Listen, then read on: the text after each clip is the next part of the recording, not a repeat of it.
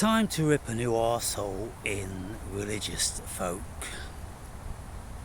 Why? Because I feel like it. That's why. You know, one of my pet hates is the idiot. There is no idiot greater than the religious idiot, because they throw logic completely out of the window.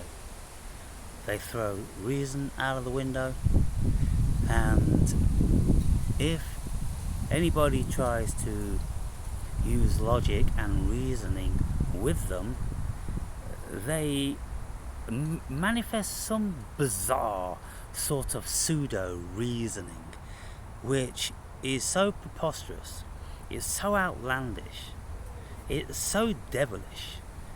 You can see the devil within it. It's just coercion, manipulation, stupefaction. It's the blinding of all reason. And when we read these religious scriptures, and they sound so preposterous, and you listen to intellectual people who try to make a silk purse out of a pig's ear, i.e. Jordan Peterson is the most prominent at this moment in time, and he's pretty well out there on his own, you know, because the other intellectuals, they're not standing for it. You know, you got Sam Harris, he ain't standing for it. Richard Dawkins, he ain't standing for it.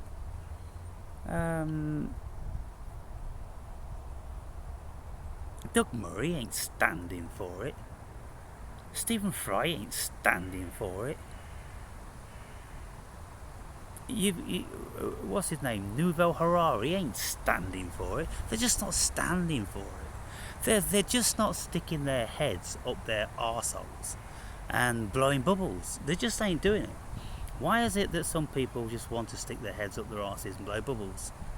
Because they like the idea of it. Because everything else is too meaningless and terrifying. And when you listen to people and they say, well, if we don't have God to tell us what to do and show us good from evil, then how do we know what to do? Well, how do atheists know what to do? How does a very large portion of the world know what the fuck to do? And yet these religious numpties, they can't even see that one, can they?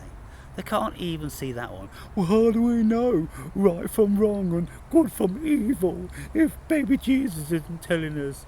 Well, just ask a fucking secular folk. That's all, you know, read some secular material. You know, speak to a few atheists. They'll tell you how it is. It's quite simple. What you do is you use your logic and yeah, that's the thing. Religious people don't have that. So is that why we have religious people? Because they don't have the power of logic and reason. I think that's very feasible. I'm often speaking about this book that I'm reading at this moment in time, Isis Unveiled, by Madame Blavatsky, one of the founders of the Theosophical Society. Now, theosophy is premised on the notion that you can know God through a state of ecstasy. Now, I'm going to get to this in a bit, people, because every time I experience DMT, I experience ecstasy, and you could say that that's God. You could say that that's a religious experience if you see a God figure in the sky, in the clouds, and angels and demons and all that sort of stuff. You know, if you feel like you're having an all over orgasm times 100, then you're in some sort of state of rapture, like you are transcending beyond this earthly dimension. But speaking a little bit more about the religious fools, in this book, Isis Unveiled, there is a great deal of information about much of the supernatural, a great deal of the supernatural, which was a big brouhaha at the time. Now, all around the world in the mid 1800s, there was this table rapping thing, or tables rising, or people seeing manifestations. There was a whole lot of supernatural stuff going on. And the whole world, the Western world at that time, America and Europe, sent their greatest of scientists to investigate this, because it was such a powerful phenomenon that was spreading around the globe. And of course, some of these so-called scientists and intellectuals, then they bent over backwards to dismiss any veracity. But then there were those who were more honest and open-minded and said, well, look, they've been to hundreds of seances, they've read thousands of documents of first-hand experience and reports, and they have listened to very credible people which have stated that they have experienced something supernatural. And so there were quite a few people that vouched for the veracity of this paranormal supernatural phenomenon. And to this day, we have no answers for lots of this stuff. I mean, I haven't come to a point yet whereby Blavatsky is speaking about the out-of-body experience. That is a complete headfuck. I've not heard her speak about any altered states via, entheogens. The notion entheogen and these things were about then. Of course they were. They were about when the Bible was being written. And that's why we've got all these larger-than-life, incredible, supernatural stories.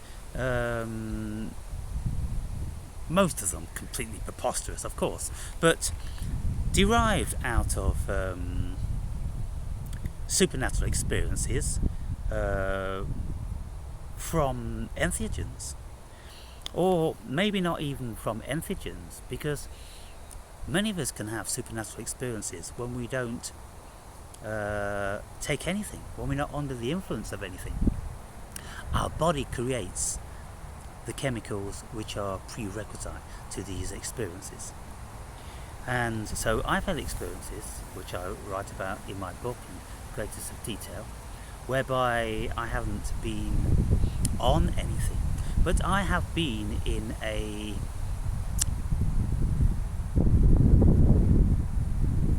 parallel state of consciousness.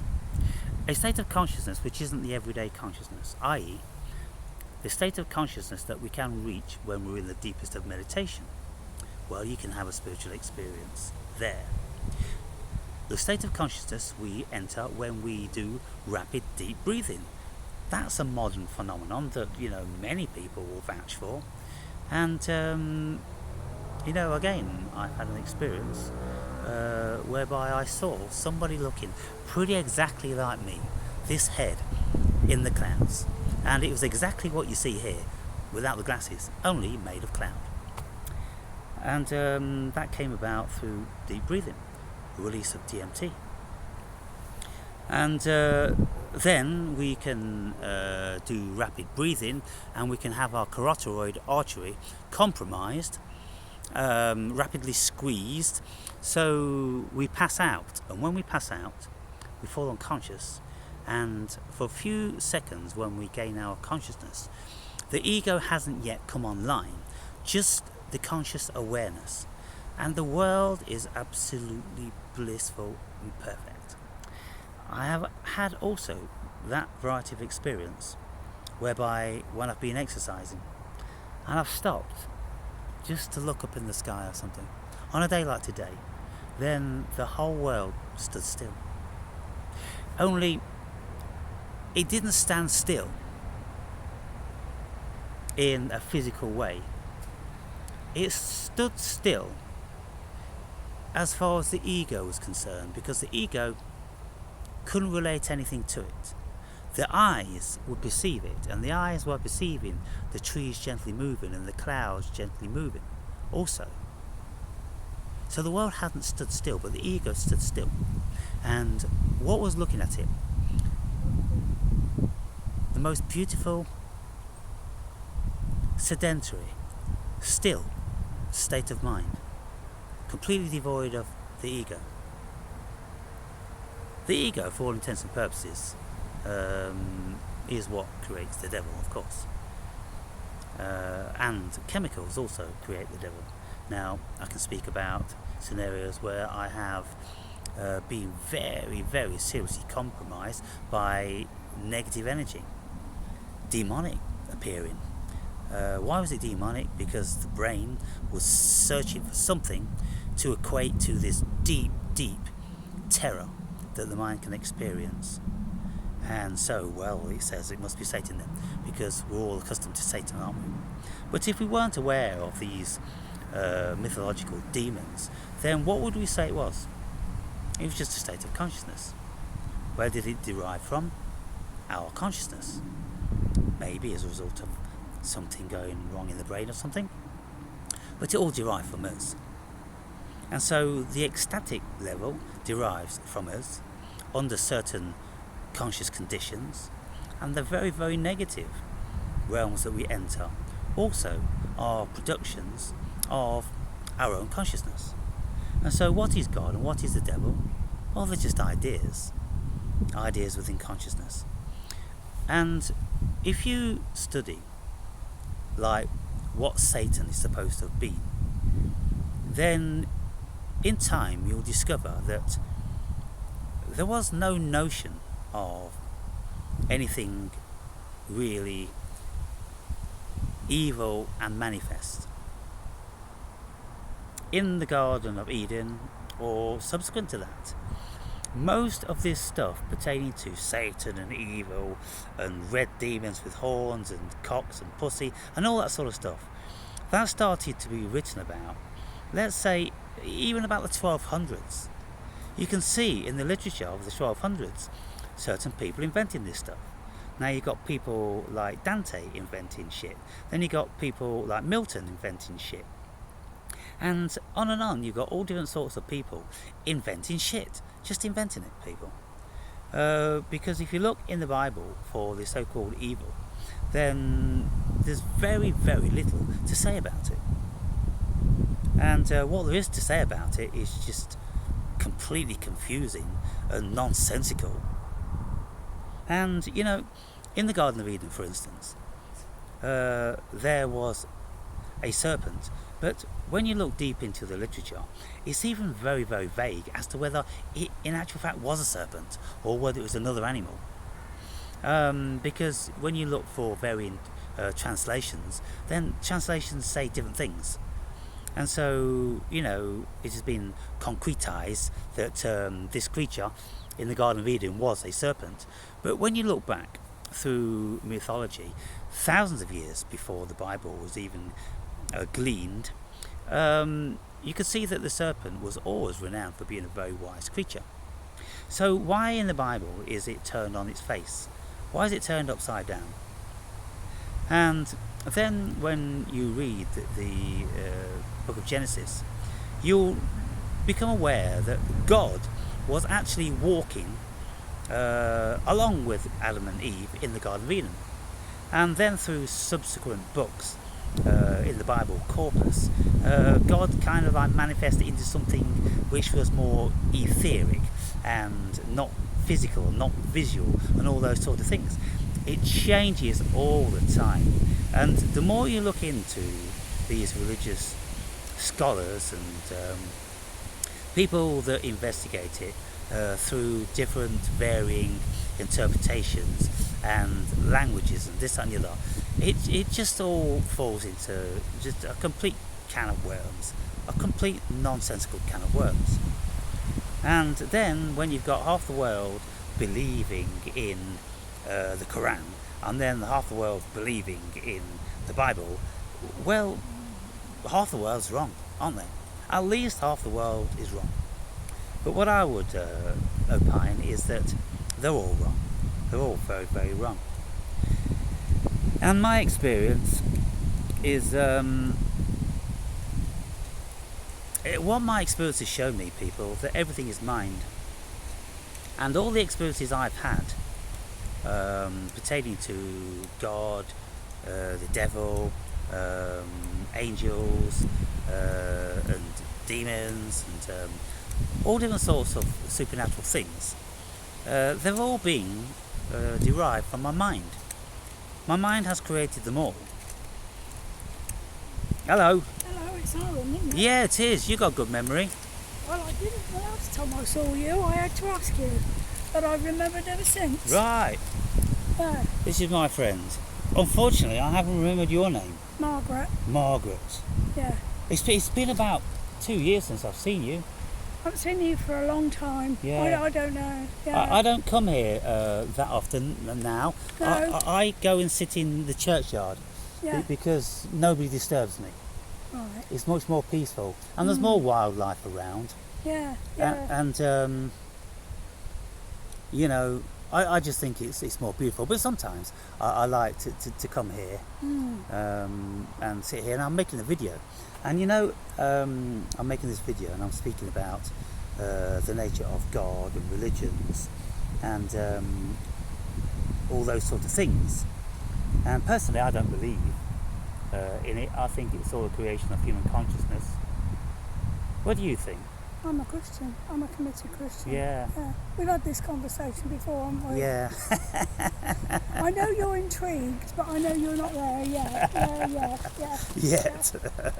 Yeah. It seems I'm getting further and further away. Yeah. Well, what will you do eventually if God says, well, why didn't you listen to what Margaret said? She was right. Just supposing. You got to think about that. Well, yeah, but you know, I have had many religious experiences. Yeah. I've had angels visit me in some sort of supernatural dream, absolutely crystal clear, clearer than I've ever seen anything in my whole life. Then I've had God speak to me for 3.5 hours. Then I've had Jesus come to me and tell me that if I want to know the true nature of love, then I have to go through him, because his love is unconditional. You know it all in your head, you see, don't you? Yeah. But it ain't got down to your heart. Well, yeah, I think, yeah.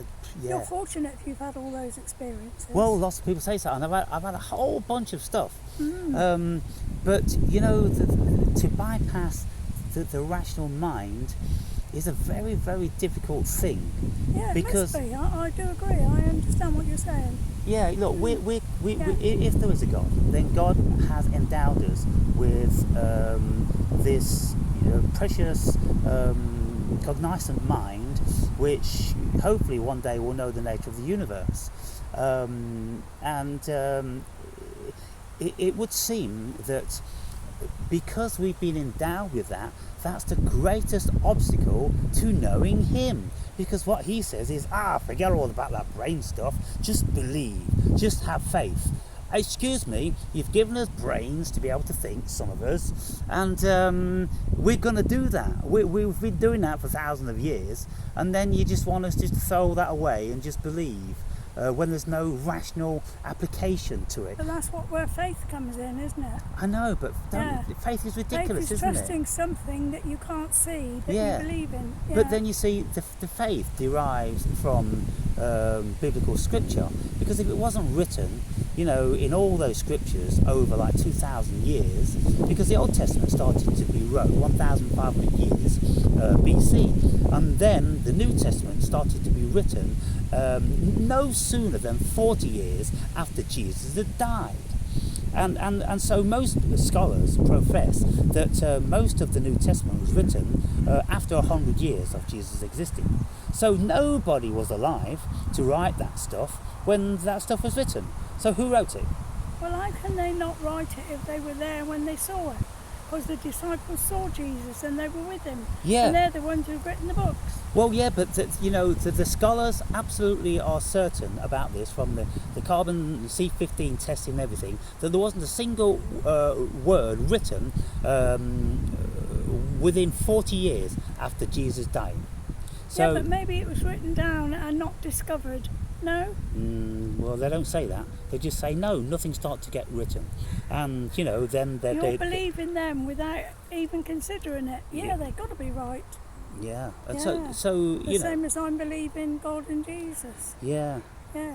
We're both two quite strong characters. Yeah. Yeah. Yeah. So what do you think about the discrepancy between the love from God and the love from Jesus? Because they're both very different. Yeah, but Jesus is God's son, and God sent his son to die for us. So what a tremendous love that is. That's incredible. But then it says in the Bible that the Father and I are one. So Jesus yeah, is it's like saying, being part of a firm, though, like the royal family. You're parts of a firm. yeah, so it's all Father, open to Son, interpretation. And Holy Spirit. Some bits they want you to take literally, and others they don't want you to take literally when it suits them, because it sounds... Who's them? Oh, biblical scholars. Ah, right. Because it sounds too preposterous. Because look, when you read the Bible, it's so contradictory. One minute Jesus is saying he's the Son of Man, the next minute he's saying he's the Son of God. No, he's the Son of Man because he lived on earth with us as a man. Yeah. He's the Son of God because he came down from heaven. But he also did come from out of Mary's loins, so he's the Son of Man. Yes, he's the Son of Man. So but that he's he didn't also come the from Son heaven. of He God. didn't come down from heaven, did he? Yeah, God planted that seed in Mary. Yeah. Yeah. So this is the thing, and philosophers and thinkers have been, debating this, conundrum forever. And at the end of the day, really, I don't know how an intelligent person, in all due respect, a person that is deeply rooted in their thinking ability to solve problems and know the ways of the world, because we have to throw all that away to believe in a God. No, you don't. You're actually a Christian in the world in which you live, and you hope to make a difference to other people by what you do for them and how you care for them, how you love them. So, do you think, you see, the problem I've got, the issue is that to have faith is completely irrational. But then we live in a rational world. Everything is premised in rational thought. And if anybody speaks about anything that's outside of rational thought, oh, they're crazy, they are. Oh, they don't know what they're talking about, they're insane. Unless, of course, it pertains to religion, because no one's brave enough to say anything against religious people, because some of them want to kill you. And Yeah, but they're not in my kind of Christian. No. They're not Christians. People No. who want to kill you. Yeah. They're religious, but they're not Christians. Yeah. That's different. Yeah, it is Yeah. different. Yeah. Yeah. And so when I experienced this unconditional love from Jesus, it was when I came out of meditation. I've been in this meditation for about 1 hour, and that's when your whole mind just closes down from any thoughts, and you just enter into beautiful stillness. And then when I came out of that, I was watching a tapestry on my wall, and it's a 6 foot by 5 foot tapestry of an autumn day, and the sun is beaming through the trees and scattering light and everything, and I saw the face of Jesus in the leaves and twigs and everything, and I've never seen that before. I'm like, what the hell? And I got up off the couch and I looked at it and I went, yeah, that's Jesus. It's very, very Jesus. So I went lied back down on the couch, and then all of a sudden I had all these crazy love feelings vibrating through my whole body, tingling and in a state of ecstasy. Then I heard this voice which said, if you want to know what true love is, then you have to come through me. Simply that, because I've been questioning love all my life, you see. And I think, well, wow, that was a fantastic message, and that feeling I had, I've never had anything like that before in my life. And so I would think, well, that felt like unconditional love to me, and to go through him, because he is the portal from unconditional love. Well, I find that very reasonable. But then it's a case, well, how do I do that? How do I do that? How do I do that? You say believe, but if you don't believe, then you just don't believe.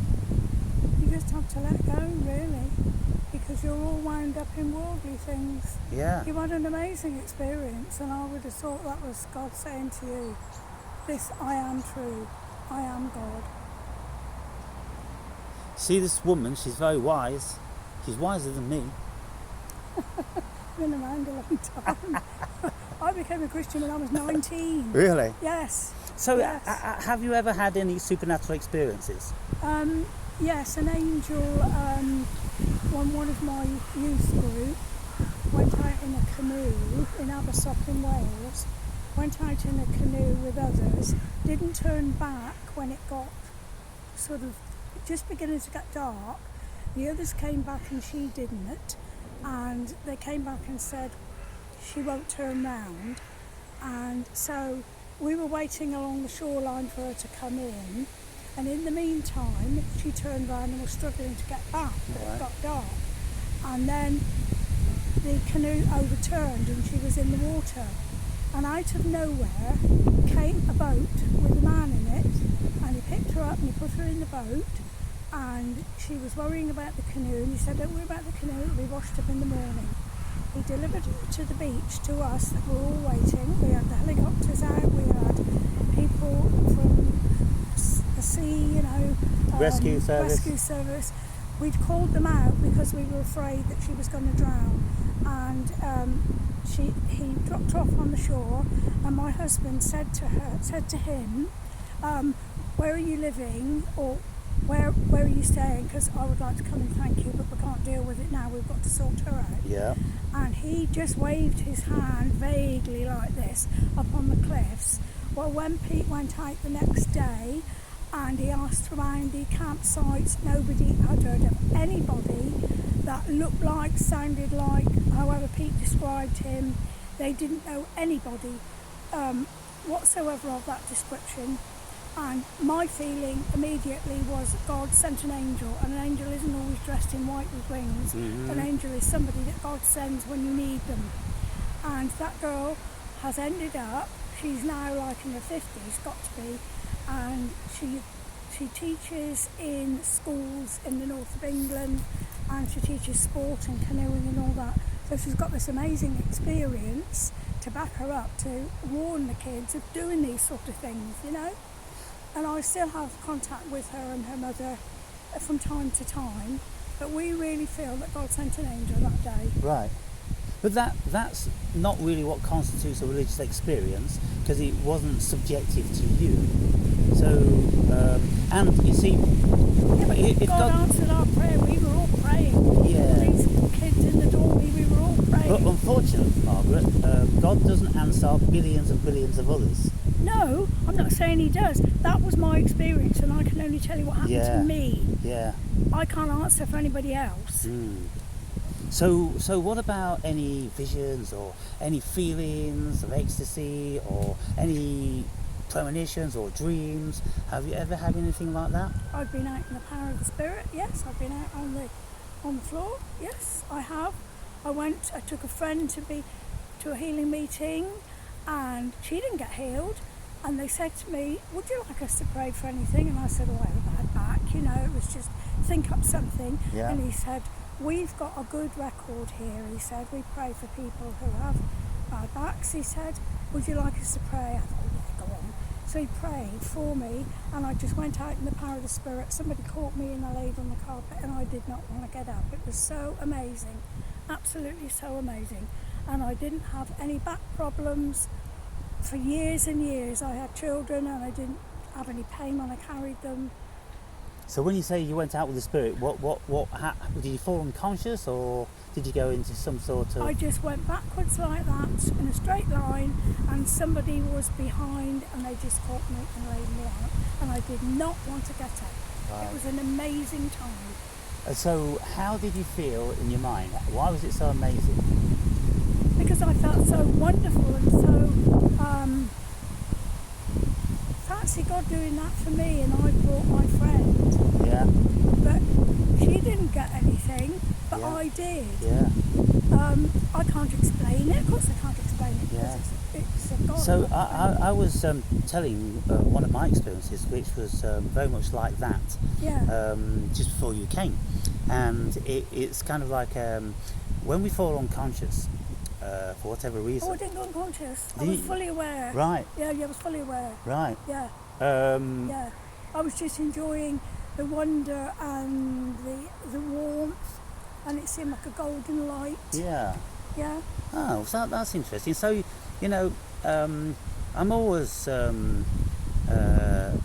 happy when I hear people's stories that they do in actual fact have some genuine experience to reiterate and you know, solidify their belief, because lots of people, they don't have anything like You can't take your own experience away. If Mm. you've experienced it, you've experienced Yeah. it. That's it. yeah. That is your testimony, really. Yes. Yes. And so what do you think is going to happen? Where do you think you're going to go when you die then? I'm going to be with the Lord, eternal life, heaven, Yeah. whatever you call it. Yeah. What would that look like in your estimation? Well, I've got this book with all these amazing stories of people who have actually died, and then they've come back on the operating table and they told of their experiences, and I actually know one of them. Yeah. And it's a place where you recognise people. We will all have bodies because the Bible says the dead in Christ shall rise. So my parents are Christians over there, so I'm expecting them to rise when Jesus comes again. We don't know when he's coming because the Bible doesn't tell us, but must be in the end times by what's going on in the world. All the horrendous things. Yeah. We must be. But Jesus will come when he comes, when God says, okay, I want you to go now. And if I'm with my husband over there, then we will both go to be with the Lord. And it will be another world. We won't be floating around just singing hymns and things like that. It won't be like that. It'll be a beautiful world where God and Jesus will be worshipped and there will be angels. But according to what I understand, we've got purposes. This is what we're down here for. We learn and we do things. Well, you don't just do it for nothing, do you? Maybe you're going to use it a bit later on. Yeah, I mean, it seems too incredible for it not to have a purpose Not or to have meaning. a purpose, yeah. Yeah. Yeah. And so I think that it's about an education on planet Earth. There's probably lots of other places we can go, you know. Preparing us. Yeah, and then we learn things about our true nature and all the things like love and hate and being kind and all that. I suppose ultimately it might be about that, because if we just live and die and nobody ultimately gains from it, then it's all superfluous, isn't it? Yeah, yeah. And it's kind of like the whole world going on for millions of years with no purpose, no meaning. And so I think the cosmos is too intelligent to allow that to happen. So, yeah, I do believe in a God, by the way. Yeah. I believe in... People have a lot of problem with accepting Jesus. God is easier Yeah, than to say Jesus. Yeah. Yeah, I find this when I talk to other people. I believe Yeah. in the creator of the cosmos, however vast it is. I do consider it to be vastly intelligent. I think it's conscious. I think we are within consciousness. It's not like we are separate consciousness, albeit it feels like we are. I think we are in consciousness because the trees are conscious, all the animals and Something creatures. has got to have created this amazing world. Yeah. You've got to understand Oh that, yeah, haven't you? the God of Yeah. the cosmos. Yes, the God. The intelligence God of the world, cosmos.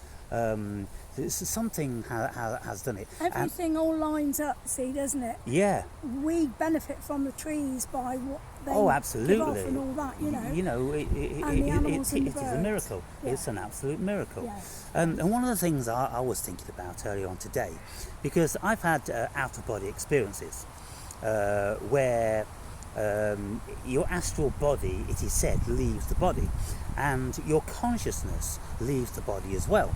And so you can go into another dimension, you can meet other people, and apparently you can fly through the universe and doesn't the other. I've never done that. I've only ever met people and kind of like shadow beings.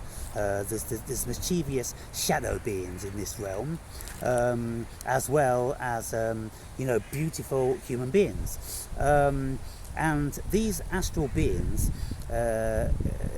because they don't have a physical body, they can't age, they can't get sick, but they do experience. And that's why when we go into the astral, we can experience these astral beings. They're living there in astral world, and sometimes they like to cross over in coming to our world. And some people will be afraid of that and think it's demons and this, that and the other. And sometimes there are, pretty scary things that do cross over, so I don't have a doubt about that. But these astral beings, which many people have written about throughout thousands of years, seem to live in that place. I think that heaven could be a place like that, where when we go there, we enter into our prime as adults maybe, and we live life, and we don't get sick, we don't have fear. We won't have any of that in heaven. Yeah. No, right. So it might be feasible from that perspective. Yeah. You see, I try to piece things together using my reason and using my experience. And because I've experienced the astral, I can't discount that. So I can't really discount heaven in good conscience, Yeah. Maybe God sent me here today just to have this discussion with you. Maybe he did. Maybe he did. Yeah. Because I just sat down here 10 minutes before you came. Yeah. I'm speaking about this theme, and I'm decrying God, and I'm saying God is a chemical. Because all the experiences I've had, they appear to have been chemically induced via my brain, giving me a variant of a psychological experience. And so everything has been within mind. Whether I've experienced the evil of Satan is within my mind. Whether I've experienced the unconditional love of Jesus is within my mind and my body. It's all visceral and it's all mental. I haven't seen God or Jesus or Satan or angels in the physical world. I've seen them in unconscious states. And so when you look at the Bible stories, well, all these people that had all these encounters with God, the vast majority of them were in different conscious states. I mean, when you I just take the Bible literally. It's a lot easier if you just read it like you're reading an ordinary book. Yeah. Because if that's those people's experiences, we can't take it away from them and say, same as we can't take each other's experiences away. Yeah, and however it came about, because we can have mystical experiences, without, taking anything. Yeah, but you can dabble in the wrong things, and that's what the devil wants, isn't it? Yeah, you can dabble in the wrong things. Yeah. Sometimes I think the devil plays with your mind. Not your mind, my mind, anybody's mind. Yeah, possible. Yes. It's all possible. I better do a bit of brushing on my grave a minute. I've done my husband's, I've got to go and do my dad's. Right. Not that I don't want to talk, but that's what I've come for. Yeah, indeed. To brush all the grass off, because they now mow it and they don't clear it up. No. It's all over the place. Yeah. Yeah. Do you know what Margaret stands for? What's that name mean? Because I once read it, and it's something religious, I think. I got several placemats at home with my name on, and it gives you the meaning, and I can't think what it says. I think it means a pearl. I think that's the basic. But a pearl? I think it says on these mats I've got Margaret's a pearl, and then it tells you about her character. Right. And these different mats I've got from different people line up. Right. So whether they're all produced at the same factory and all go out in different shapes and sizes, I don't know. Yeah. But they do say the same thing about the kind of character I've got, and that is my character. Yeah. Yeah. Yeah, Well, thank you very much for speaking with me again today, Margaret. that's all right. Very much appreciated it, and thought I will exactly. contemplate your words. Okay. It is indeed, yeah. Yeah, don't forget, because that's why I've turned up today, most likely, just to confirm what you're querying. Yeah. Yeah? All I've right. only got to go over here anyway. All right. All Thank right. you.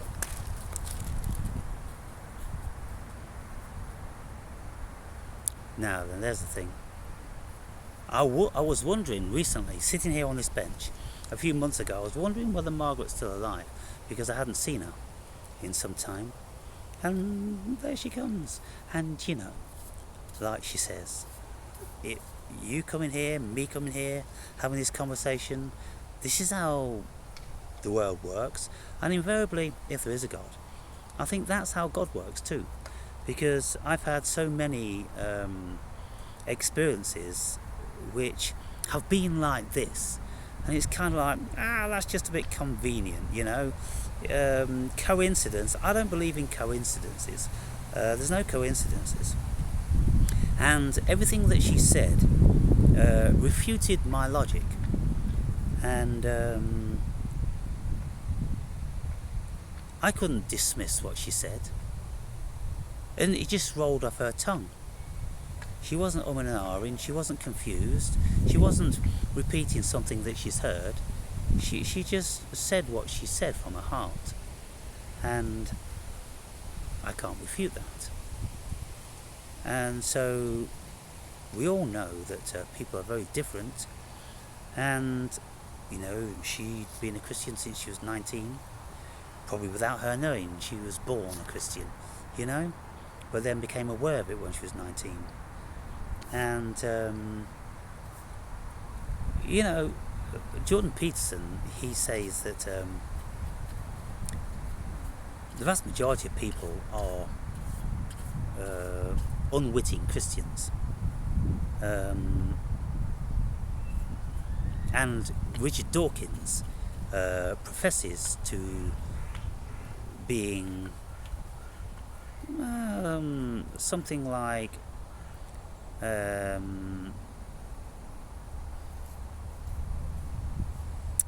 forget the term, but basically because he was born into Christendom, because the Western world has Christian values, then unconsciously he's followed those rules and values all of his life by, you know, hopefully not, you know, contravening the Ten Commandments, and most of us would have an adherence to those, and so it could be said that we're all Christians then, aren't we, really?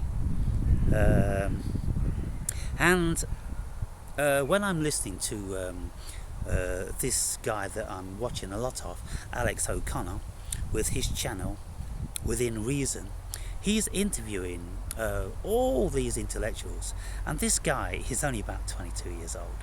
He's very, very bright, and he has a degree in theology and a degree in philosophy, and it might just be that he is kind of like a reluctant Christian.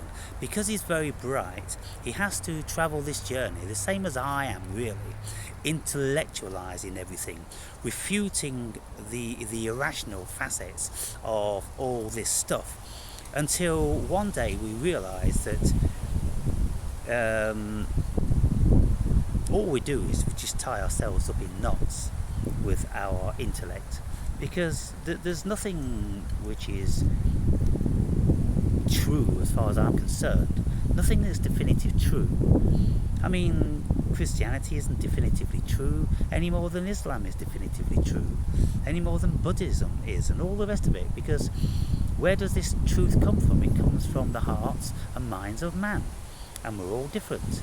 So that is true, you know, to a degree, because we can't refute that. We have these varying states of consciousness. See ya. And different experiences of the world, and whatever destiny has been written for us, then that's what we're living out. And some people, you know, they may, you know, switch from one side to the other, It's not often that happens. You know, devout atheists can become devout believers in something or other. But, you know, who knows? But anyway, what I was saying, all the experiences that I've had derived out of a shift in my consciousness. All the experience, they derived out of a shift in consciousness. And all of those experiences came and were delivered to me, my consciousness, nobody else's. And so it would appear that then I was the author of all of those experiences. And so could we say then that God is a chemical?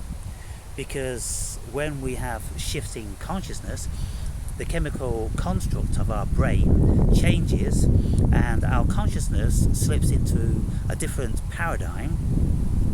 And in these different paradigms there are different entities, different worlds and different things going on. And then we experience them, like, you know, the experience I had this afternoon with a certain entheogen. But then we come back out again and we're into our everyday sobriety, you see? And so just shifting in and out of different conscious states. And if the God of the cosmos is the Spinoza God, is the God that I think it isn't a he or an it, or he doesn't favour any creed over any other. It's the intelligence of the cosmos. That is God. That's simple. Nobody's going to want to kill anybody if you've got that belief. All these people that are Christians and Muslims and all the rest of it, then that's the realm of the devil, if you ask me, because they are so obnoxious, they are so hateful. And if ever I'm going to get nasty words spoken to me, invariably it's from Christians. But like Margaret said, not real Christians, phony Christians, fake Christians. And Jordan Peterson hates these phony Christians with a vengeance, because he gets trolled by them massively. And you can see whenever he's referencing these Christians, he just wants to say, these fucking tard Christians, because they know nothing about nothing. And, you know, all these so-called Christians posing questions to Peterson, he says, look, I don't even want to begin to answer their idiotic questions, because they've got no idea what the question is, what the answer would be. They wouldn't know what the answer would be if it smacked them up in the face, because they're too stupid. Because, like Margaret said, she just believes in the literalism of the scripture. Now, that's stupid, to be fair. To be quite frank, it's stupid, because the literal verses of the Bible invariably are stupid. They don't make any sense. They are absurd, contradictory, and much of it is very, very indicative of evil. A great deal of it in the Old Testament. But to wrap this one up, I think Jesus was a Gnostic. I think he was trained in all different sorts of different realms of knowledge, which the Egyptians, the ancient Egyptians were, which the Tibetans were, the Hindus were, many, many creeds from all over the world. They knew a certain something about the world, and so Jesus was a Gnostic, and the sayings from the book of Thomas, the ones that are intelligible, are the most meaningful, reasonable and feasible as far as I can see, and I don't have a problem with them. And so any of you that want to know what those say and say, well, you can listen to audios which just recite those, but that's not very useful. You need some sort of a scholar to help you along with what these things may have meant, and applying a rational application and a feasibility, and then you can go, okay, I can buy that, or not. Some of them you can't buy, because some of them even the greatest of scholars can't make head or tail of. They're too ambiguous, you see. It's kind of like there was a lot of knowledge which was taken for granted at that time and assumed that everybody would know. But now, 2,000 years on, we don't. And so,